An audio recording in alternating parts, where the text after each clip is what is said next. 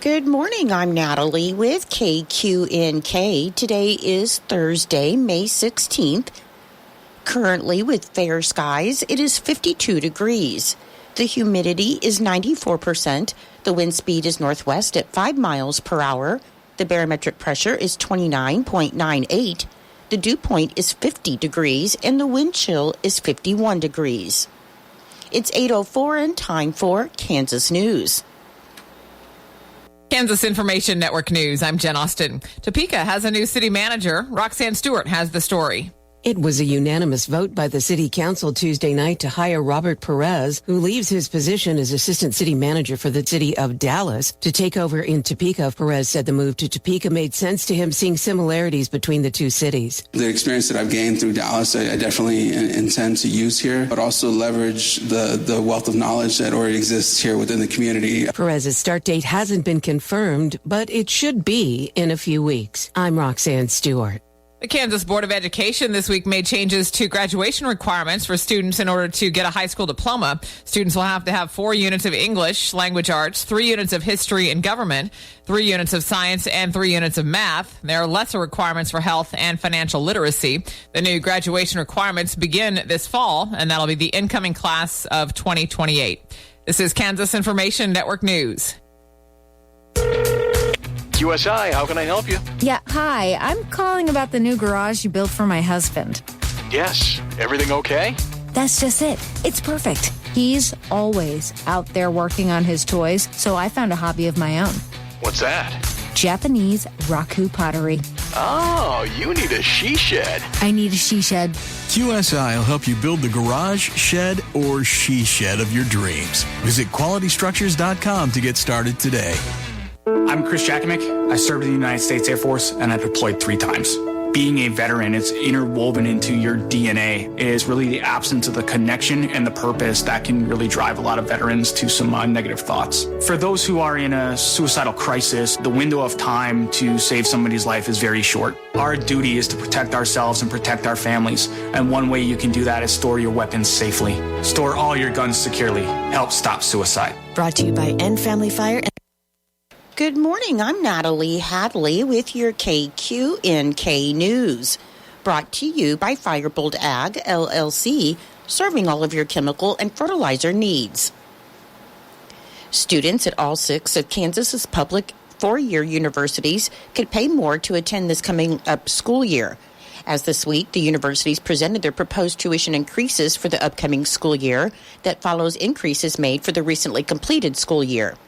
The in-state tuition hikes presented to the Kansas Board of Regents, or KBOR, range from 2.8%, or about $139 per semester at Kansas State University, to 6%, amounting to $133 per semester jump at Fort Hays State. Wichita State is looking at a 3.9% increase, or $141 per semester. Looking at tuition increases, university leaders reported that the new free application for federal student aid, or FASFA rollout, delayed the application process and could lead to a drop in enrollment. Leaders said the FASFA issues are far from the lone reason for the tuition increases. They cite inflation, staff recruitment and retention, and increasing student financial aid. The budget passed by the Kansas legislature didn't include the full request from the state's public universities. In addition to the tuition hikes, some universities are proposing increases in student fees. The KBOR hasn't taken action on the proposed tuition hikes. However, the board will review the request again next month. Participants on the northern routes of this year's Hard Winter Wheat Tour saw some of the better-looking wheat that they've seen in years, while participants on the southern routes saw drought-stricken fields. They calculated yields based on head counts and numbers of spikelets in the heads. However, tour scouts also saw stripe rust, wheat streak mosaic virus, and freeze damage. About 69 people from 19 U.S. states traveled in 18 cars on 6 routes between Manhattan and Colby on Tuesday, stopping at wheat fields every 15 to 20 miles along the routes as part of the Wheat Quality Council's 66th annual Hard Winter Wheat Evaluation Tour. Tuesday's cars of wheat tour scouts made 206 stops at wheat fields across north central, and northwest Kansas and into southern counties in Nebraska. and the calculated yield is based on what scouts saw at that point in time, though a lot can happen between now and harvest. The calculated yield from all of the cars was 49.9 bushels per acre, which was above trend line yields and is representative of areas of the state that are not most impacted by drought conditions. Day 2 of the tour was to travel through southwest and south central Kansas, areas that have missed out on any recent precipitation. According to the National Agricultural Statistics Service, statewide, based on May 1st conditions, Kansas's 2024 winter wheat crop is forecast at 267.9 million bushels, up 66 million bushels from last year's crop. The average yield is forecast at 38 bushels per acre, up 3 bushels from last year, and the acreage to be harvested for grain is estimated at 7.05 million acres, up from last year's 5.75 million acres. For the week ending May 12, 2024, the Kansas winter wheat condition was rated 13% very poor, 22% poor, 34% fair, 28% good, and 3% excellent. Kansas winter wheat jointed was 97%, ahead of 84% last year and 89% for the 5-year average. Headed was 73%, well ahead of 48% last year and the 43% average, and coloring was 1%. In addition to Kansas reports, scouts from Nebraska and Colorado met the group in Colby to give reports from their states. The Wheat Tour 24 was to continue on Wednesday with 6 routes between Colby and Wichita. U.S. Senator Jerry Moran of Kansas and U.S. Senator Tina Smith of Minnesota introduced legislation to expand access to federal resources for rural hospitals through the Rural Emergency Hospital, or REH, Medicare designation.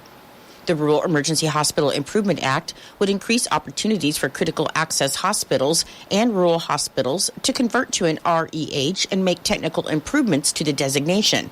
These changes would help make the conversion to an REH more appealing by giving rural hospitals facing closure access to critical resources from the federal government to remain open. Created as part of the Consolidated Appropriations Act of 2021, REH is a new Medicare provider designation that offers certain rural hospitals the opportunity to convert and continue operating with limited services rather than closing. The provisions in the REH Improvement Act are the result of numerous conversations Senator Moran held with rural health care providers and CEOs of hospitals that are eligible for the REH designation. In Nebraska news, according to a report released on Wednesday, May 15th, 23 people were killed in traffic crashes on Nebraska roadways in April.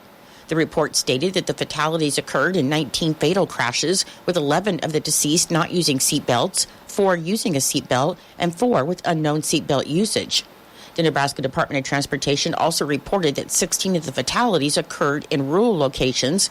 There were 6 fatalities on the interstate, 9 on other highways, and 8 on local roads. The agency reported that 1 of the fatalities was a pedestrian, while 3 were motorcyclists. According to the Nebraska Department of Transportation, the crash and death rate so far in 2024 is 17% less than last year, with a total of 68 crashes and 78 deaths in 2024, and 60 fatal crashes and 65 fatalities in 2023. You can visit the Nebraska Department of Transportation's website at dot.nebraska.gov to get the daily count. The Kearney Police Department is investigating a burglary at a business on Wednesday morning. Lieutenant Derek Luke said around 6:15 a.m. on Wednesday, a U-Haul truck backed up to the front door of Kearney Power Sports, 511 South 2nd Avenue, and threw a large rock through the door and windows to gain access to the building. Luke said multiple suspects were seen on surveillance footage loading up the U-Haul with 8 dirt bikes and 2 youth dirt bikes. He said the U-Haul then left south out of Kearney on Highway 44, and the U-Haul truck had images of moose on both sides. Luke said the stolen bikes were valued at $52,000, and the suspects caused $2,000 worth of damage to the business. Police are asking the public for any information that can help them find the thieves. I'll be back with more in just a moment. Firebolt Ag is a full-service fertilizer and chemical retailer. They customize products for individual farmers' needs, with the primary focus being customer profitability. Let Josh and Jack help you get the most out of your farm ground. They also provide in-house marketing with Ron Wall of Flatwater Solutions. Visit Ron in Phillipsburg or call Josh at 785-854-8484 or Jack at 308-840-2819. Firebolt Ag, your leader in agriculture. Now we'll hear from Fig Millen and Norton Blue Jay head track coach Chris Delamont to update on the team and their upcoming meet today in Beloit. I'm here with head track coach Chris Delmont. Coach, last week you traveled down to Russell for the Mid-Continent League track meet, and a nice finish for the girls and a tie for the boys for third place. 21 PRs. Let's talk about the Mid-Continent League. Yeah, we were pleased with the results. Obviously, we had such a good day, and kids were excited for the opportunity to compete, and our girls ended up winning with 107.5 points, and they beat out Ellis and TMP. That was the top three teams. And the boys, Hoxie was always tough. You know, we competed against them a couple different times yet this year, and Plainville edged us out with 89, and we tied with Smith Center for 80. Some of that is when you talk about Plainville, they're obviously very good in the field events. You always say that your relays and stuff have been better. Could you stole some points maybe in the field? Yeah, we performed well. The boys' side, you know, we got scoring points. Jayton Weigel jumped into the pole vault and got fifth there, and Corbin and Logan did well in shot put, scored some points, and Logan got some points on the disc. So that's where our field event points come from. And then, of course, on the track, we do pretty well in the short sprints, and Aston does well for us, obviously, in the 8 and the mile. So relays, that's been kind of our staple, our cornerstone throughout the year in both the boys and girls team. And, of course, this is the Mid-Continent League's kind of the last that you see a lot of the area schools, and you're still seeing PRs, 21 of them. Yeah, really pleased. Janessa, she got to break her own meet record in the javelin. You know, and we had some other field events that did pretty well. Janessa PR'd in discus with a 120, and you know, we did well in pole vault. Hallie Brooks and high jump, Alexis David scored some points there. And again, on the track, we did really well with short sprints. We were throwing some people in. I really appreciate, you know, sometimes they jump into events that they don't normally do. Peyton Bailey had scored some points in the 200, and you know, we got in position to try to, you know, increase our lead in different ways. And so, again, those relays are really strong for us. You know, the distance crew has been doing awesome all year and bringing their times down and scoring points there. And so we're definitely pleased with them. And, you know, again, Janessa and the hurdles getting points. So, again, I just feel like boys and girls just have done an awesome job all season, just being well-rounded and being willing and ready to score points in multiple different ways. And they're really responded. You know, our coaching staff does such a good job of working with them and just coaching them in different areas. Sometimes that they maybe they don't practice as much as their primary events, but they do so well with just being able to rise up and meet the challenge. Now, as we talk about coming down to the last part of the season, you'll be traveling to Beloit for the regionals. Beloit, a big powerhouse in 3A. And why don't we talk a little bit about some of the teams that you're going to see at the regionals, and let's talk about the format also. Yeah, so Thursday, May 16th, we'll travel to Beloit for a 1:30 start time. That's kind of a rolling start with the field events. They'll start with pole vault, jav, and high jump at that point. And then at 2:30, the shot put, discus, long jump, and triple jump will begin. There's 16 teams, 4 different regional meets in the state at the 3A level. Beloit, of course, Cimarron, Colby, Ellsworth, Goodland, southeast of Saline, Hoisington, Holcomb, Lakin, Larned, Smoky Valley, Lyons, Minneapolis, Phillipsburg, Russell, and us. So very competitive regional. I think we say that every year, but it's just top to bottom. We feel like a very good challenge for us. And the prelims, the way that they operate there, of course, this is just like at our league meet. They'll have prelims in both the field events and the on the track. So the prelims for field events, they'll give them 3 throws, 3 jumps, and then they'll bring back the top 7, call them back for 3 more. And so then that's how they'll sort that out. On the track, they do, of course, they'll 8-lane track, so they'll be able to have them race the prelims, which again start at 4 o'clock. And then what they do is they'll take the top 2 in each of the heats, and then those will advance to the finals as well as the next 2 fastest times. So it's kind of that format. We'll see that again at state. So this has been good for our kids. We appreciate that. I think it's Trigo, which we missed their meet this year, but they kind of do the similar format, Keisha's manual, the way that they do their prelims. And so our kids are familiar with this now to be able to see it at our league meet, and they're ready for it here at regionals as well. Coach, you mentioned at the Mid-Continent League you threw in a few people that don't do certain events. Are you pretty set on your relays and probably some of the ones that are going to be in different events? Yeah, everything kind of comes into picture a little bit more here toward the end of the year.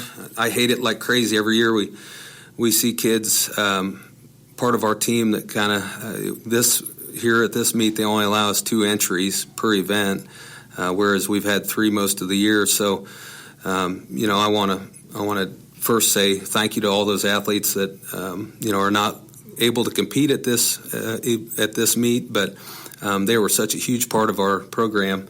A fun bunch. And again, it's one of those sports where you see kind of just a graduated loss of your team, and you hate to see it. We're trying to hang on for every athlete that we have, but the top 4 will advance to the state meet. So, we got kids that are going to compete in their primary main events that we're really hoping to see them perform at a high level, and hopefully we can take as many to state as we can.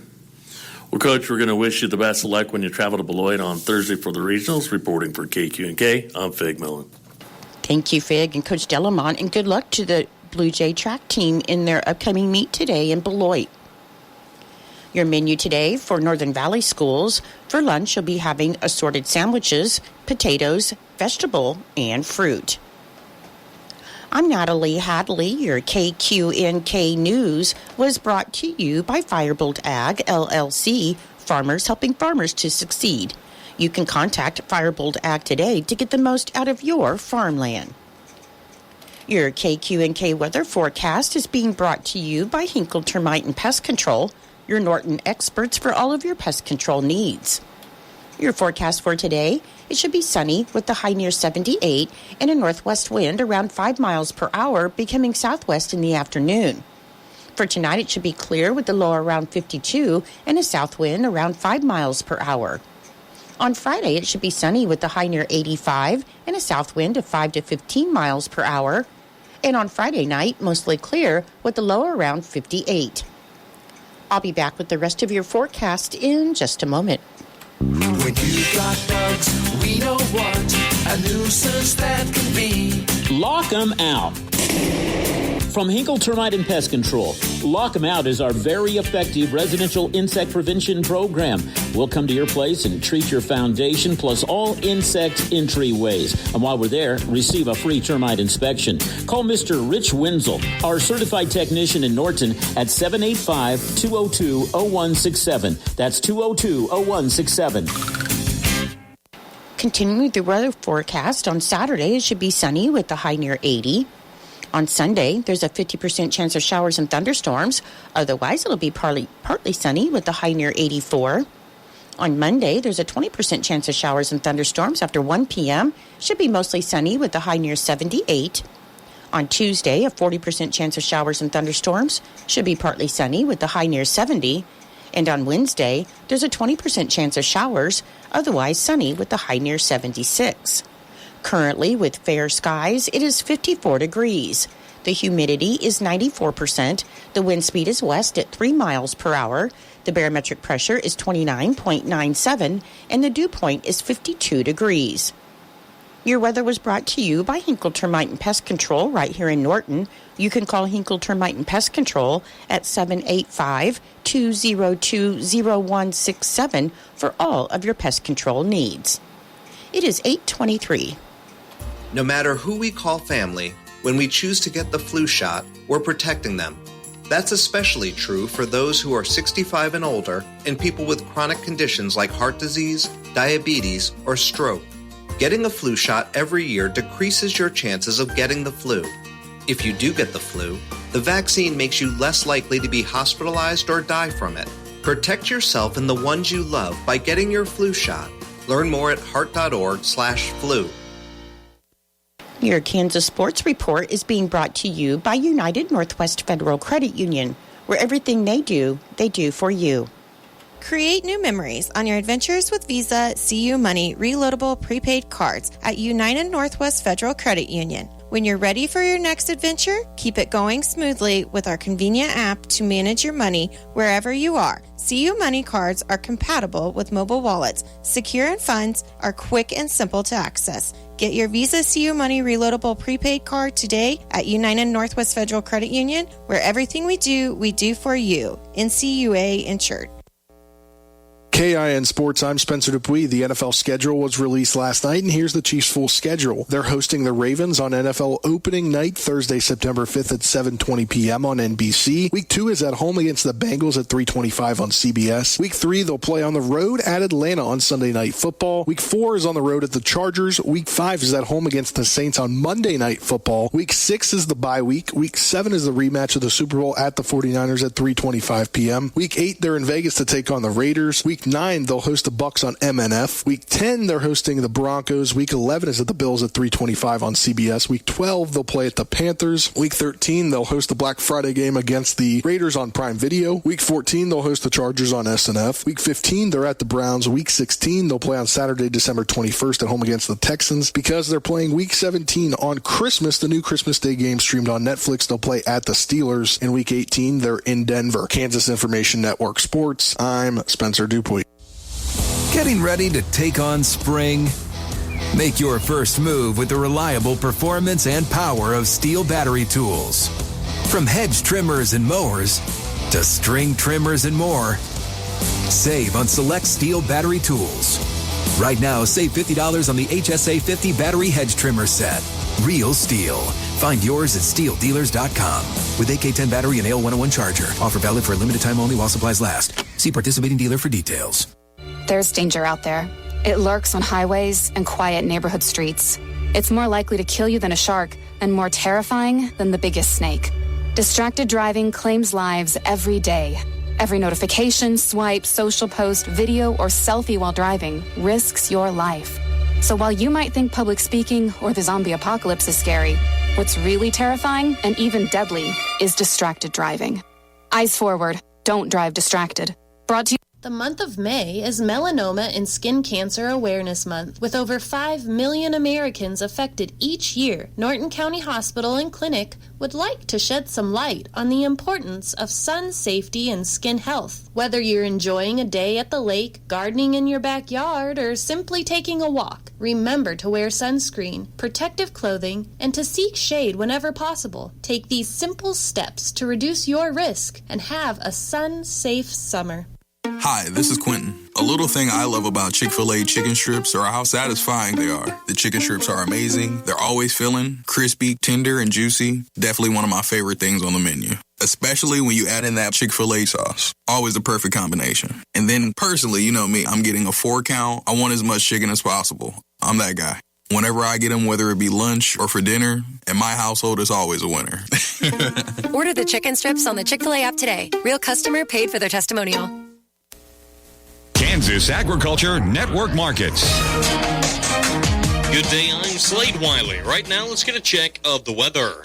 Good morning. A series of troughs of low pressure extend across the Central Plains, and that has been producing some areas of showers and a few thunderstorms from the panhandles into portions of Oklahoma and eastern Kansas. Thunderstorm chances will continue again today in the eastern part of the state, drying out elsewhere in western and central Kansas. And as we head into the weekend, the chance of scattered storms returns again on Saturday night and on Sunday in the west. A clearing sky today in northwest Kansas with a high in the upper 70s. Clear tonight, our low near 50. Partly cloudy in north central Kansas with a high in the upper 70s. Clear tonight, our low in the low 50s. Northeast Kansas, scattered storms in the morning with a high in the upper 70s. Partly cloudy and mid 50s tonight. Southwestern Kansas, cloudy today with a high in the mid 70s, our low in the upper 40s. Thunderstorms in south central Kansas with a high in the upper 70s. Chance of rain tonight, our low 58. And in southeastern Kansas, rain and thunderstorms with a high in the mid-70s. Storms again tonight. I'm meteorologist Dan Holliday. Thank you, Dan Holliday. Cattle futures were able to post moderate gains on Wednesday as traders seem to be waiting for cash activity to surface. That will determine whether live cattle will break up out of its range, and hog futures closed mixed with June showing the most pressure. As far as the grains are concerned, corn is steady as the market continues to correct the recent rally to the $4.75 area versus the July futures. Weather continues to show systems moving throughout the belt, but they seem to suggest smaller amounts and coverage than had been previously forecasted. Soybeans are trading lower following through from Wednesday's slightly lower close, impacted by the NOPA crush numbers that were released on Wednesday morning. And wheat futures are higher this morning as consultants in Russia are lowering their estimates for the size of the Russian crop after a week of very cold, frosty weather. This is the Kansas Agriculture Network.